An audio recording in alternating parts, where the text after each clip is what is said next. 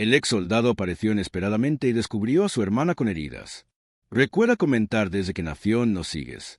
Marcos Miranda, veterano del ejército con rango de sargento, no tenía previsto regresar a su pueblo natal tan rápidamente.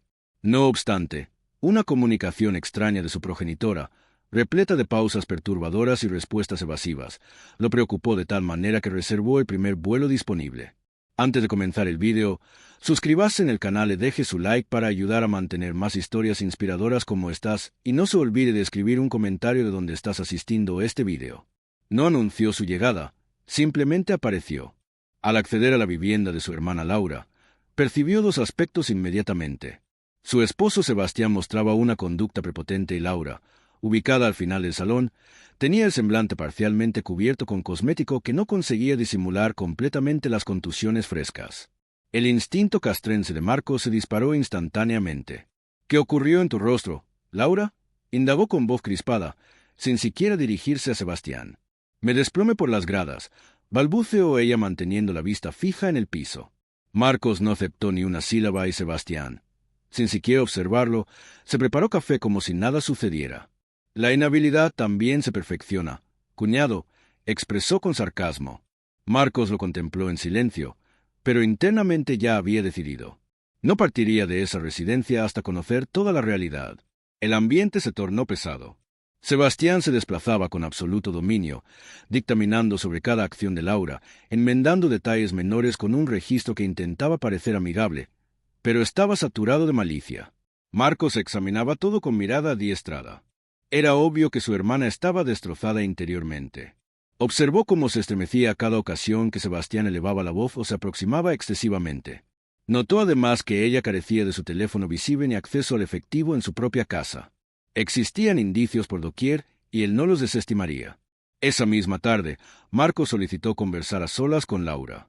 Inicialmente ella rehusó con temor evidente. No puedo. Si se percata, se enfurecerá. Desconoces cómo reacciona, susurró. Y tú conoces cómo reacciono yo si alguien te lastima, declaró Marcos con una serenidad que congelaba la sangre. Laura apenas contuvo el sollozo, únicamente dijo, por favor, solo permanece algunos días. Cuando Sebastián retornó al cuarto, lanzó una amenaza en tono bajo, pero claramente deliberada. Aquí no existen secretos, Marcos. Todo se descubre, así que ni consideres introducir conceptos extraños. Ella está perfecta y tú, respeta tu posición. Marcos no replicó, lo contempló fijamente como se contempla a un adversario que aún desconoce que ya fue derrotado. En su interior ya había comenzado a planificar estrategias, pero requería tiempo. Lo último que consentiría era que Laura quedara más vulnerable por una acción imprudente. Las jornadas posteriores se transformaron en una rutina de tensión. Marcos vigilaba, memorizaba comportamientos, reunía evidencia silenciosamente. Se cercioró de que Sebastián percibiera su presencia sólida sin caer en incitaciones. Lo más difícil fue escuchar durante las noches los alaridos sofocados y contemplar a su hermana sollozando en silencio. Lo más vil, reflexionó, no era agredir a una mujer, era convencerla de que nadie le daría crédito, que estaba aislada, que era su responsabilidad. Sebastián era especialista en eso. Una tarde, Marcos interceptó a su hermana cuando salió a desechar desperdicios. Le proporcionó discretamente un diminuto papel con un número, un contacto confiable en la Fiscalía Regional, alguien que le debía un favor considerable. Laura lo recibió, pero al percibir que Sebastián la aguardaba desde la ventana, se lo guardó en el bolsillo rápidamente y sin pronunciar palabra. El pavor continuaba siendo más poderoso que la esperanza. Además, si la narración te está agradando, no olvides darle me gusta, suscribirte y comentar qué te está pareciendo. Al oscurecer, mientras Marcos simulaba descansar en el sofá, escuchó un impacto seco y un gemido ahogado.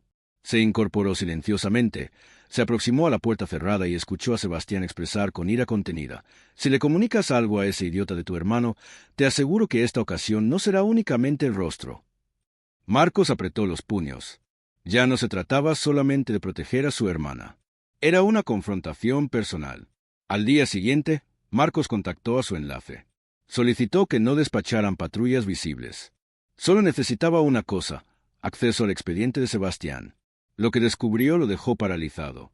Sebastián tenía una acusación previa por violencia con otra mujer. La causa fue archivada. Sin testigos, sin evidencias, sin voz, exactamente lo que ahora intentaba repetir.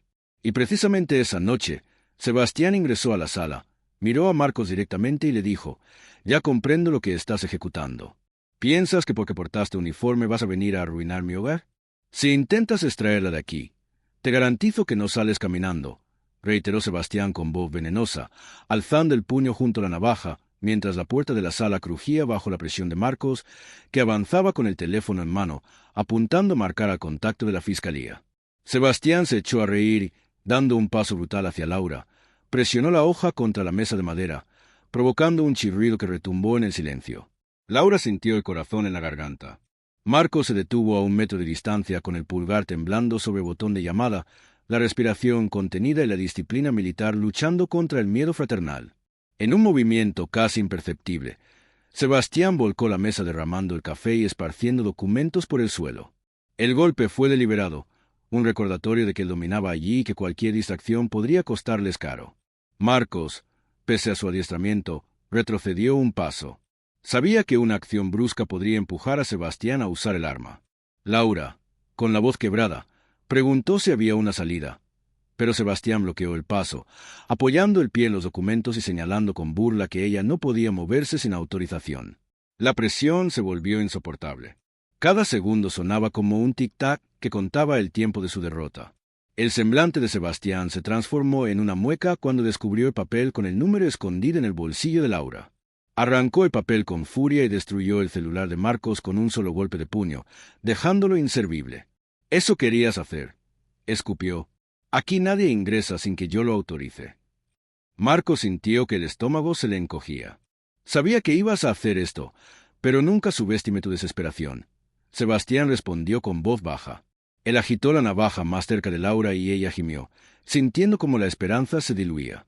Justo cuando la situación alcanzaba el punto de quiebre, Sebastián a punto de hacer algo contra Laura.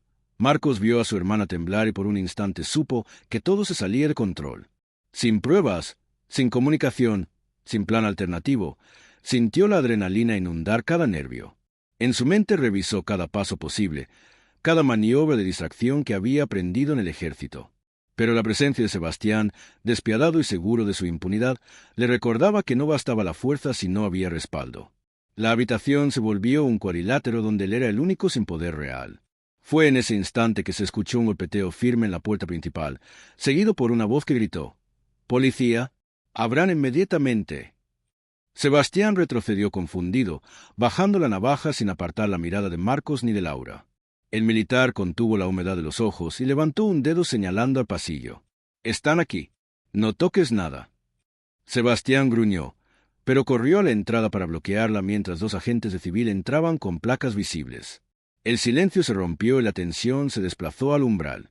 El entorno misógino y violento que Sebastián había construido empezó a desmoronarse con la llegada de la ley. Los policías procedieron con calma, pero con autoridad. Uno colocó esposas a Sebastián tras informarle de la orden de detención por violencia doméstica y amenaza con arma blanca. El otro se dirigió a Laura para ofrecerle asistencia y acompañamiento. Sebastián protestó acusando traición y montaje, pero ningún reclamo lo salvó. Laura, con la mirada vidriosa, se permitió un suspiro de alivio cuando vio cómo lo alejaban. Marcos se acercó y, sosteniendo a su hermana de la mano, le susurró que estaba segura por primera vez en mucho tiempo y que aquella intervención era solo el comienzo de su libertad. En las jornadas siguientes, Laura recibió atención médica y psicológica especializada en un refugio seguro. Con el apoyo de Marcos, aceptó presentar testimonio detallado ante la fiscalía y asistir a cada audiencia. Sebastián, por su parte, enfrentó cargos sólidos y renovados gracias a la denuncia anterior reabierta. La investigación reveló patrones de abuso sistemático. La justicia avanzó de manera coherente, órdenes de restricción, evaluaciones forenses y una posible condena que al fin parecía proporcional al daño causado. Sofía, la agente a cargo, elogió la valentía de Laura por hablar y señaló que su caso serviría de ejemplo para otras víctimas. Semanas más tarde, Laura empezó un taller de costura en una ONG local y retomó su pasión por diseñar ropa para mujeres mayores. Marcos la visitaba cada mañana antes de sus nuevas responsabilidades en un cuerpo de veteranos. Él dedicaba parte de su tiempo a asesorar a exmilitares en reintegración civil. Laura recuperó su voz y su autonomía. Recuperó el gusto por la risa y las charlas con amigas que Sebastián había alejado. A cada paso, reconstruyó la dignidad arrebatada y Marcos observaba orgulloso cómo su hermana dejaba atrás el miedo. El día en que Sebastián recibió su primera audiencia pública, Laura estuvo presente junto a Marcos en la sala de justicia. Sus ojos brillaron al escuchar al juez recalcar la gravedad de la violencia de género y anunciar prisión preventiva. Sebastián, pálido y abatido, no pudo mantener la arrogancia y comprendió que esta vez ni los silencios ni las amenazas le servirían. Cuando el martillo cayó, Laura exhaló profundamente. La balanza del poder se había inclinado definitivamente a su favor. Al cerrar este capítulo, Marcos y Laura caminaron juntos hacia el futuro con paso firme. Él, sabiendo que incluso los más entrenados pueden ser superados por la astucia del mal, ella demostrando que la resiliencia es el arma más poderosa. Ambos comprendieron que la verdadera victoria no estaba en la fuerza bruta, sino en la capacidad de alzar la voz y buscar ayuda antes de que todo se convirtiera en ruinas. La dignidad recobrada se convirtió en su mayor medalla y el ejemplo más inspirador para quienes todavía callan. Si crees que esta historia no puede repetirse, suscríbete al canal. Aquí damos voz a las voces silenciadas, compartimos historias que necesitan ser contadas y demostramos que la lucha por el respeto sigue viva.